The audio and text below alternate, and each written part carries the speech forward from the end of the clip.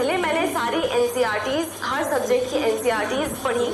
एक अपना basic knowledge बनाया और उसके बाद मैंने जो सारी रेफरेंस बुक्स हैं मैंने वो रेफरेंस बुक्स पढ़ी और मैंने एक्चुअली सब्जेक्ट वाइज एक टाइम डिवाइड कर लिया था कि हाँ मुझे इतने दिनों में ये सब्जेक्ट खत्म करना है और ये सबका एक पर्सनलाइज्ड होता है कि किसको कितना वक्त लगेगा कौन सा सब्जेक्ट करने में। तो उस हिसाब से आप अपना टाइम बनाइए और फिर पहले आप एनसीईआरटीज खत्म कीजिए, फिर आप रेफरेंस बुक्स पढ़िए और ये सब होने के बाद आप फिर प्रीवियस ईयर्स क्वेश्चन पेपर्स उठाइए और देखिए कि किस तरह से क्वेश्चंस आते हैं, क्योंकि कई बार हम टॉपिक पढ़ लेते हैं पर हम शायद क्वेश्चंस नहीं सॉल्व कर पाए। तो आप पहले ये सारा पढ़ने के बाद, बेसिक नॉलेज गेन करने के बाद आप टेस्ट सीरीज